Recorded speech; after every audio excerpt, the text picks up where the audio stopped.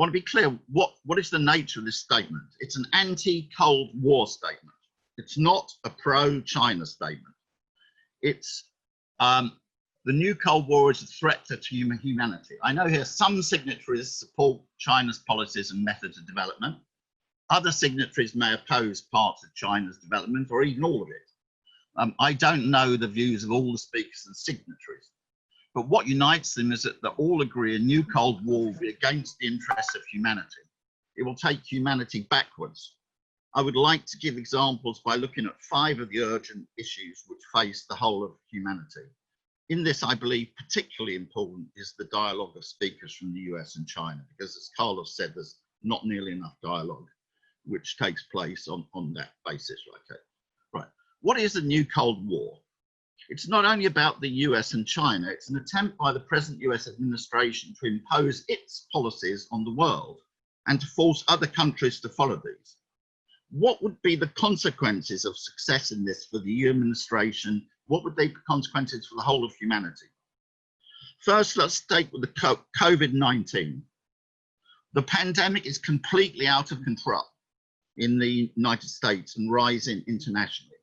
As you can see on the graph on the right, when the US applied some lockdown measures as followed by other countries, there was a decline in the number of cases.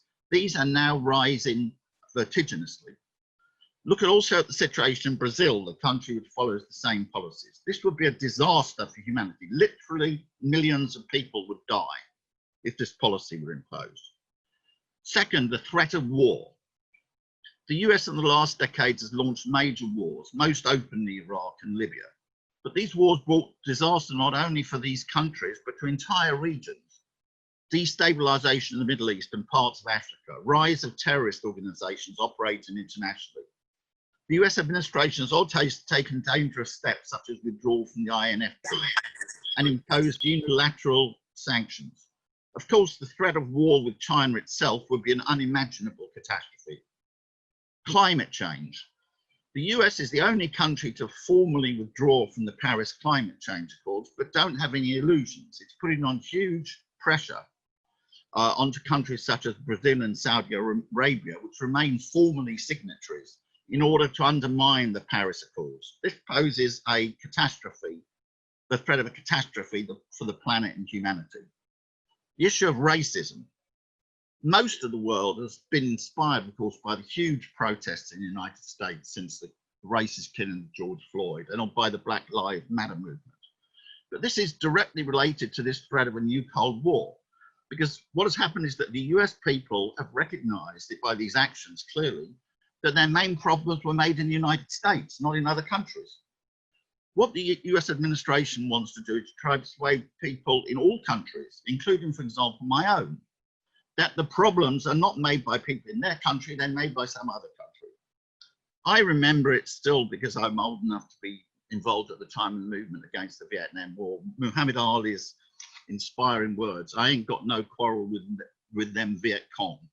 They never lynched you, never called you N-words, never put dogs on you, never shot your leaders." Anti-Muslim rhetoric and actions are also a very serious threat.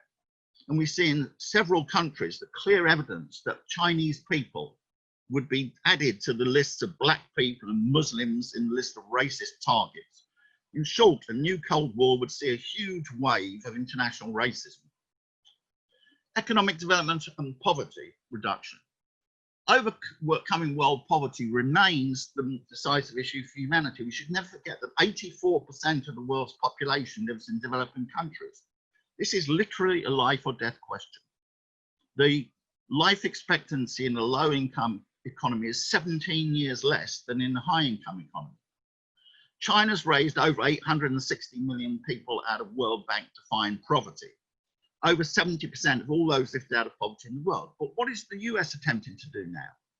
I put down a graph, which is the projections for the share of contributions to world growth by the IMF in the next 2 years. China, 51%, India, 19%. The US is 3.3%. So what the US Cold War is attempting to do is to reorientate all countries in the world away from the most rapidly growing parts of the world economy and towards its relatively stagnant own economy. This would have very serious consequences for increases in world poverty and stopping economic development. So, to summarize, the threat of a new Cold War is not just about the United States and China.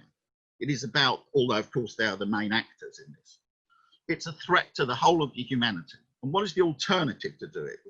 Which is to jointly work together to fight the pandemic, to oppose war, to fight climate change, to oppose every form of racism, to work together for peaceful economic development.